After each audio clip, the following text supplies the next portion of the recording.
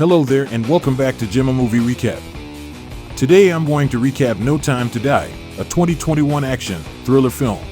Warning, spoilers ahead. Please be cautious. But before we start, please support our channel by subscribing and click the bell icon for future notifications. Now, let's start. The film opens with a flashback. Young Madeline Swan tends to her ailing mother, while a man in a mask approaches their home. Madeline sees the man at the window and runs to hide.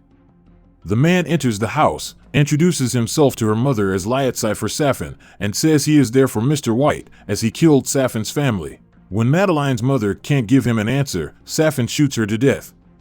Madeline goes to hide under her bed and Safin goes to look for her. She shoots him and drags his body outside, but he turns out to be alive. Madeline starts running across the icy lake until she falls through. Safin cannot bring himself to let the girl die, so he shoots the ice and pulls her out. Jump to the present where Madeline is living with James Bond in Matera, romantically. Although they are both happy together, Madeline knows Bond still has lingering thoughts about Vesper Lynd, whom she points out is buried close to them. She encourages to let her go, doing the same with her memory of Safin by writing Masked Man in French on a piece of paper and burning it. The next morning, Bond goes to Vesper's tomb to finally forgive her. He also has a piece of paper ready to burn that says "Forgive me" on it. Before leaving, Bond sees a Spectre calling card nearby, and seconds later, the tomb explodes. Bond recovers quickly enough to start running, only for assassins, led by a man with a cybernetic eye called Primo or Cyclops, to go after him. Bond races back to his room on a motorcycle to get Madeline, accusing her of having him set up since the assassins should not know where to have found him. He gets Madeline in the Aston Martin and ends up in a high-speed chase across Matera, with Bond getting assassins to crash their vans or get shot. The villains corner Bond and Madeline in the middle of the plaza, with her begging Bond to make a move while he sits there and lets the thugs shoot at the car. When he sees that Madeline is telling the truth, he activates the machine gun in the car and kills nearly every assassin except for Primo.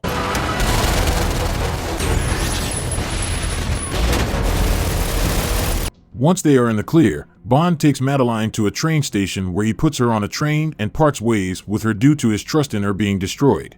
She tearfully tries to catch him as the train begins to depart, but he is long gone. 5 years later, another team of assassins breaks into an MI6 lab. They are working under Safin, who contacts head scientist Valdo Abrachev and warns him about who is coming.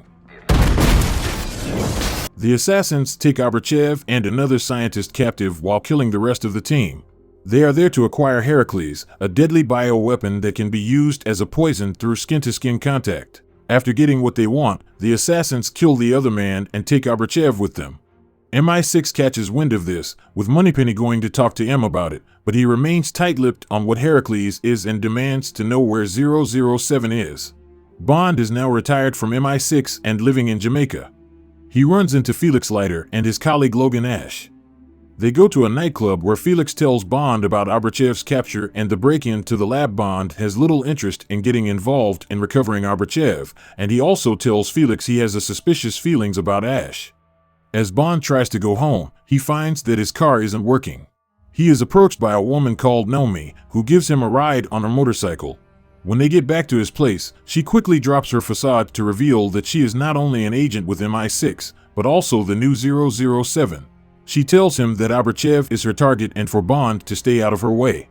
M and Bill Tanner talk to Q about retrieving files stolen from the lab. Bond contacts M to ask him what he has done involving Abrachev and Spectre. M hangs up and tells Tanner he wants to get in touch with Blofeld, who is locked up in Belmarsh and is seen talking to himself. Felix has Bond go to Cuba to meet a CIA operative named Paloma. They infiltrate a Spectre meeting where Blofeld is using a robotic like the one Primo uses to observe the party. Meanwhile, Abrachev is being forced to set up Heracles in the facility, but he is seen switching a vial from the device. Once Bond and Paloma realize Blofeld is up to something, the entire party turns their focus to Bond. The Heracles poison is released into the room, with the intent to kill Bond while the poison doesn't affect Spectre agents. What happens is the opposite, as Spectre operatives start to grow boils on their faces before dropping dead, all while Bond and Paloma remain unaffected. The two face off against gunmen, including Primo,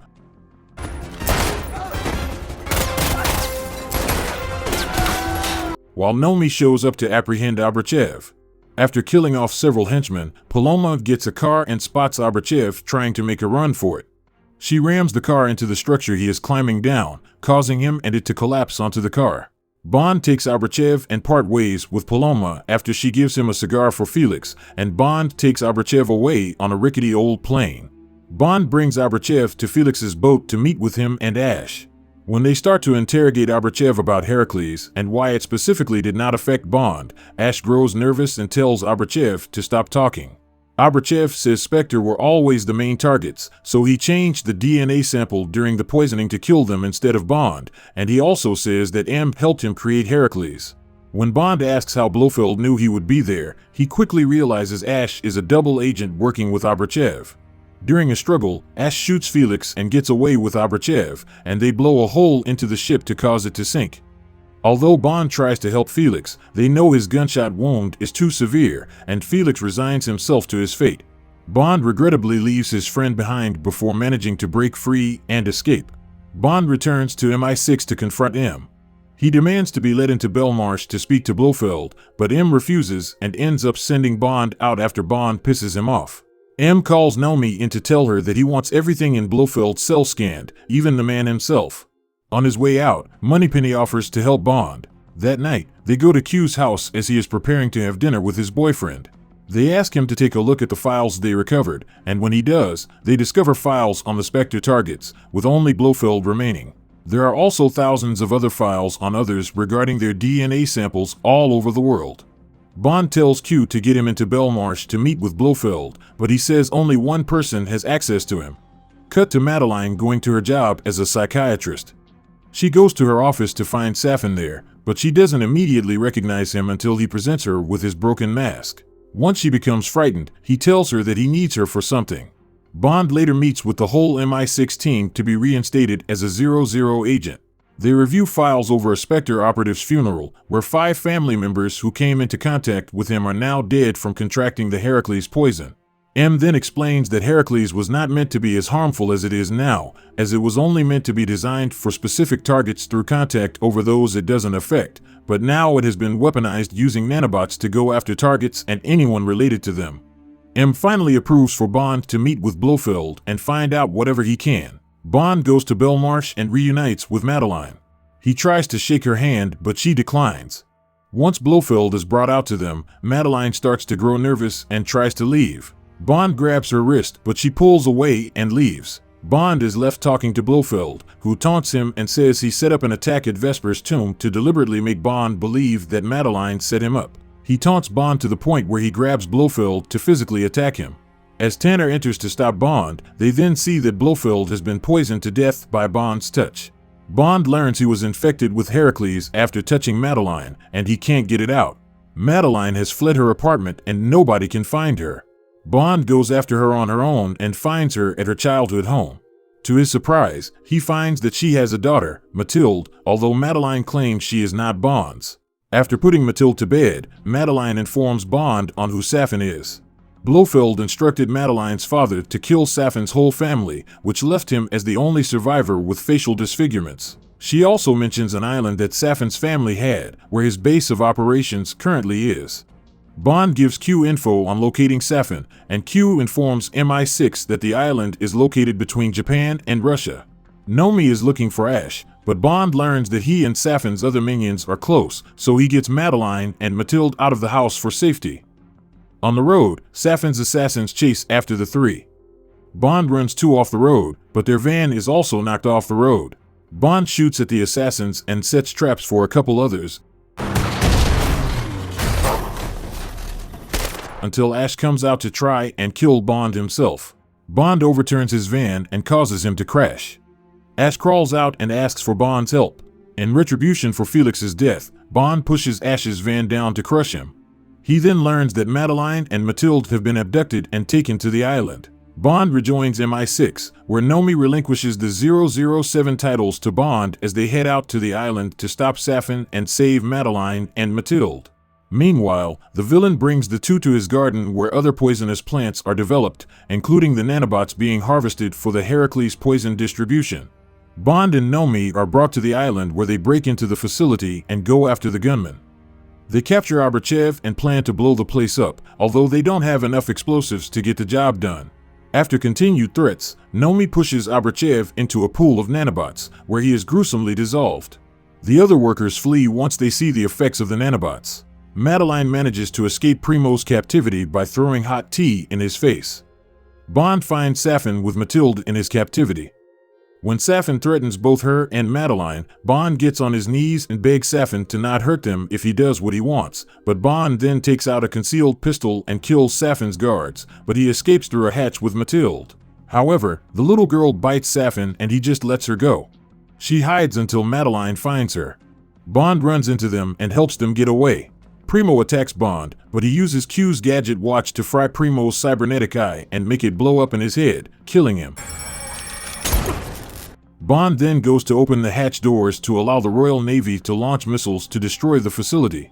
He succeeds and starts to make his way out until he finds that they are closing again because of Safin. Bond goes to open them again and is attacked by Safin, who shoots him and then infects him with nanobots specifically targeting Madeline and Mathilde. Bond fights Safin and breaks his arm before shooting him dead. He manages to open the doors again, but he realizes he cannot leave the island without hurting Madeline and Mathilde.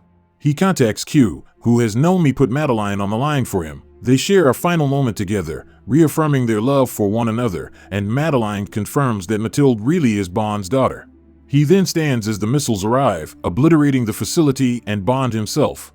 Everyone else realizes what has happened. Back at MI6, M, Tanner, Q, Moneypenny, and Nomi all gather for a toast to Bond's memory. Madeline drives Mathilde to Matera to continue their lives. She then decides to tell Mathilde the story about her father, a man named James Bond. So, what do you think about this movie? Did this movie impress you? Well, maybe you can write it in the comment section. If you like this video, don't forget to like it, and don't forget to subscribe for more videos.